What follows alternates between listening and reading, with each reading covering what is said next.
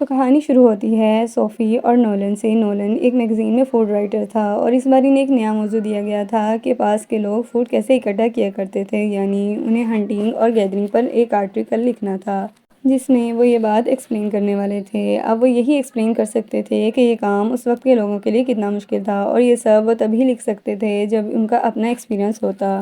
اب نولن نے فیصلہ کیا کہ وہ خود ہنٹنگ کرے گا، لیکن اس حوالے سے وہ کچھ نہیں جانتا تھا۔ صوفی کے ساتھ صوفی کے گاؤں آتا ہے۔ صوفی کے دادا ایک ہنٹر تھے اور صوفی بھی ہنٹنگ کرنے میں بہت ماہر تھی، لیکن 10 سال پہلے صوفی نے ہنٹنگ بند کر دی، جس کی وجہ وہ اسے بتاتی ہے کہ ایک بار جب وہ ہنٹنگ کر رہی تھی تو اس نے ہرن کی آنکھوں میں اس کی معصومیت کو دیکھا۔ صوفی میں اس دن کے بعد سے اسے مارنے کی ہمت نہیں ہوئی۔ اس نے کبھی ہنٹنگ نہیں کی اور پھر کبھی نان ویج نہیں کھایا، اور آج کئی سالوں کے بعد وہ صرف نولن کے لیے دوبارہ یہاں آئی کیونکہ نولن اس کا فیونسی تھا۔ اب اس کا دل بھی نہیں مان رہا تھا، لیکن نولن کی مدد کرنے کے لیے وہ اپنے بچپن کے دوست کائل کو کال کرتی ہے۔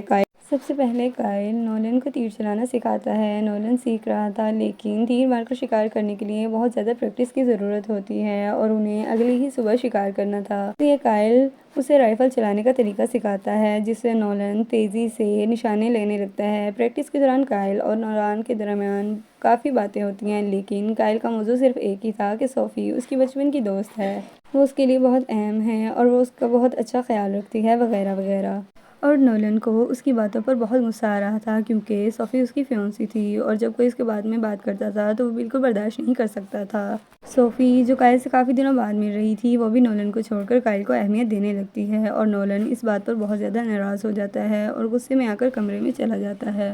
صوفی نے اس کے رویے کو محسوس کر لیا تھا جو وہ اس کے پیچھے جاتی ہے، اور نولن اسے ڈانٹ دیتا ہے کہ کائل یہاں اکیلا کیوں آیا ہے، اس کی گرل فرینڈ بھی تو اس کے ساتھ آ سکتی تھی، اس نے ہمارا ٹرپ برباد کر دیا۔ تو صوفی اسے کہتی ہے، دیکھو نولن، کائل تمہاری وجہ سے یہاں آیا ہے، اگر تم ہی اس کے پاس نہیں بیٹھو گے تو اس سارے ٹرپ کا کیا فائدہ۔ نولن کو بھی اب اپنی غلطی کا احساس ہو چکا تھا، اس لیے وہ باہر نکلتا ہے اور صوفی سے معافی مانگتا ہے۔ اس سے پہلے وہ کوئی اور بات کرتے، کائل بھی ان کے پاس آ جاتا ہے اور نولن وہاں سے چلا جاتا ہے۔ کائل صوفی کو بتاتا ہے کہ اس کا بریک اپ ہو چکا ہے۔ اس کے رویے سے صاف واضح تھا کہ وہ صوفی کو یہ سب کچھ اس لیے بتا رہا ہے کیونکہ وہ صوفی کو پسند کرتا ہے۔ کائل اس سارے رویے کو سمجھ رہا تھا کیونکہ اب صوفی نولن سے ناراض رہنے لگی تھی۔ کائل صوفی کو نولن کے خلاف کرنے لگتا ہے، جیسے کہ نولن اس کے قابل نہیں ہے، اور اسی وجہ سے صوفی بھی اوٹ پٹانگ سوچنے لگتی ہے۔ اب صبح ہم نے دیکھا کہ کائل اور نولن اکیلے شکار کے لیے جنگل جا رہے تھے۔ یہاں صوفی نے کائل کی جیب میں گڈ لک کے لیے ایک گولی ڈال دی اور پھر وہ جنگل کی طرف چلے گئے۔ ابھی تھوڑی ہی دور جانے کے بعد ایک ہرن ان کے سامنے آیا۔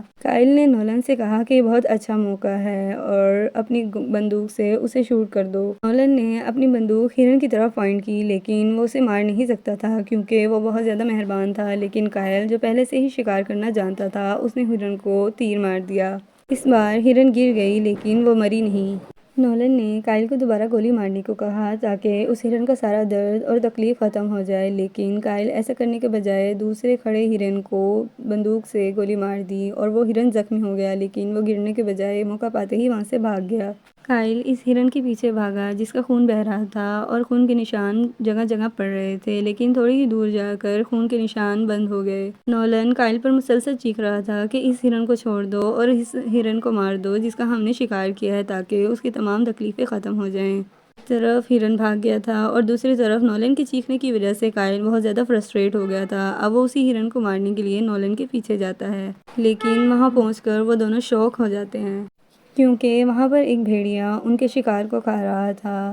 کیونکہ کائل اس سب سے انجان نہ تھا تو وہ آرام سے اسٹیل وہاں کھڑا ہو جاتا ہے، لیکن نولن کے پسینے چھوٹ رہے تھے، وہ یہاں سے بھاگنا چاہتا تھا، لیکن کائل اس سے کہتا ہے کہ سیدھے کھڑے ہو جاؤ، اگر تم نے حرکت کرنے کی کوشش کی تو تم مارے جاؤ گے۔ کائل نے بھیڑیے کو گولی مارنے کی کوشش کی، لیکن بندوق اس کی پچھلی جیب کے اندر ہی پھنس گئی تھی۔ نولن سے رہا نہ گیا اور اس نے جلدی سے پلٹ کر کائل کی بندوق چھڑوائی، لیکن اس کے ہلنے کی وجہ سے بھیڑیے نے اس پر حملہ کر دیا۔ کائل نے کوئی بھی وقت ضائع کیے بغیر بھیڑیے کو گولی مار دی، لیکن اس وقت تک بھیڑیے نے نولن کو بہت زیادہ زخمی کر دیا تھا۔ دو اور بھیڑیے آئے، کائل نے ان میں سے ایک کو گولی مار دی جس کی وجہ سے وہ دونوں وہاں سے بھاگ گئے۔ اب نولن بہت زیادہ چیخ رہا تھا، کائل کائل مجھے بچاؤ۔ کائل حیران تھا، اب اسے سمجھ نہیں آ رہا تھا کہ وہ کیا کرے۔ وہ نولن کو یہاں چھوڑ کر واپس چلا گیا۔ کائل صوفی کے پاس واپس جا رہا تھا لیکن اب وہ اور پریشان ہوتا ہے کیونکہ اسے سمجھ نہیں آ رہا تھا کہ وہ صوفی کو کیا کہے گا۔ صوفی نے اس سے پوچھا کہ نولن کہاں ہے۔ اس نے جواب دیا کہ نولن پر بھیڑیوں نے حملہ کر دیا تھا، میں نے اسے بچانے کی بہت کوشش کی لیکن بھیڑیوں نے اسے بہت زیادہ زخمی کر دیا تھا۔ صوفی کی آنکھیں پھٹی کی پھٹی رہ گئیں، اسے یقین نہیں آ رہا تھا کہ کائل اس سے یہ سب کچھ کہہ رہا ہے۔ صوفی اس سے پوچھتی ہے کہ نولن زندہ ہے یا مردہ، تو کائل کہتا ہے کہ مجھے نہیں پتا کہ وہ۔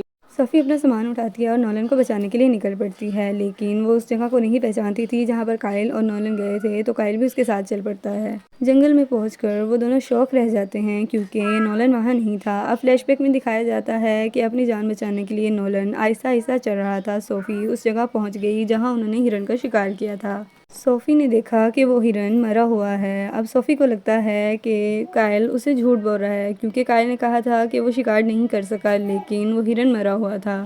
صوفی نے سوچا کہ کائل نے نولن کو جیلیسی میں آ کر مار دیا، تو وہ کائل سے لڑنے لگتی ہے، اس پر چیخنے لگتی ہے کہ نولن کہاں ہے، تم نے اسے مار دیا، تم اس سے جیلس تھے۔ نولن نے کہا کہ تمہاری اس سے رات کو بہت بحث ہوئی تھی، تم نے اسے مار دیا۔ کائل کہتا ہے کہ نولن تمہارے قابل نہیں ہے، اسے بھول جاؤ۔ صوفی غصے میں اپنا غصہ کھو بیٹھتی ہے اور غصے میں آ کر کائل کو گھونسا مار دیتی ہے اور اسے اکیلا چھوڑ کر نولن کو ڈھونڈنے نکل جاتی ہے۔ اس نے بھیڑیوں کے قدموں کے نشانات کا پیچھا کیا اور اسے وہاں نولن مل گیا۔ نولن کو بری طرح زخمی پایا۔ اس سے پہلے کہ وہ نولن کی مدد کرتی، اس کی اپنی موٹر سائیکل پھنس گئی۔ موٹر سائیکل نولن کو ٹکر دے سکتی تھی لیکن صوفی نے نولن کو بچانے کے لیے موٹر سائیکل کا رخ موڑ دیا، جس کی وجہ سے اس کی موٹر سائیکل ایک درخت سے ٹکرا جاتی ہے اور وہ خود بھی زخمی ہو جاتی ہے۔ اب دوسری طرف کائل جو کہ اسی جنگل میں موجود تھا، اس کے قریب ایک بھیڑیا آتا ہے۔ بھیڑیا اسے خطرناک نگاہوں سے گھور رہا تھا۔ کائل نے خود کو بچانے کے لیے اپنی رائفل نکالی لیکن بدقسمتی سے اس کے پاس خود کو بچانے کے لیے گولیاں نہیں تھیں۔ اب اس نے اپنا تیر نکال لیا لیکن اس سے پہلے کہ وہ بھیڑیے پر حملہ کرتا، بھیڑیے نے اس پر حملہ کر دیا۔ دوسری طرف صوفی جو کہ بے ہوش ہو چکی تھی، اسے جب ہوش آیا تو ایک بھیڑیا اس پر حملہ کرنے والا تھا لیکن اس سے پہلے ہی اس نے پاس پڑی چھری اٹھائی اور بھیڑیے پر حملہ کرنا چاہا لیکن وہ وہاں سے گر گئی اور بھی بری طریقے سے زخمی ہو گئی اور اس کا ہاتھ ٹوٹ گیا۔ اس کے پاس خود کو بچانے کے لیے صرف ایک ہی تیر تھا لیکن چونکہ اس کا ہاتھ ٹوٹ چکا تھا تو وہ تیر نہیں چلا سکتی تھی۔ وہ ابھی یہی سوچ رہی تھی کہ ایک اور بھیڑیا اس کے سامنے آ گیا۔ اب اس نے بہادری سے اپنا ہاتھ سیدھا کیا اور تیر چلایا لیکن ہاتھ ٹوٹنے کی وجہ سے اس کا نشانہ غلط لگا، لیکن جلدی ہی اس نے ایک اور تیر نیچے سے اٹھایا اور اس بھیڑیے میں اسٹیپ کر دیا اور وہ بچ گئی۔ اب وہ کنارے پر آ گئی جہاں جنگل سے نولن خود ہی اپنی مدد کرتے ہوئے وہاں سے اٹھ کر وہاں تک آ گیا تھا۔ اس نے نولن کو اٹھایا اور اپنی کار کے پاس پہنچ گئی جہاں پر وہ کائل کو دیکھ کر حیران رہ گئی کیونکہ اسے بھیڑیوں نے کھا لیا تھا، یہاں تک کہ اس کا آدھا منہ بھی بھیڑیے کھا چکے تھے۔ صوفی بہت روئی لیکن وہ یہاں ٹھہر نہیں سکی کیونکہ بھیڑیوں کا خطرہ تھا۔ وہ نیچے سے فیول کین اٹھاتی ہے اور اسے گاڑی میں بھر کر نولن کو یہاں سے لے جاتی ہے اور اسی کے ساتھ کہانی ختم ہو جاتی ہے۔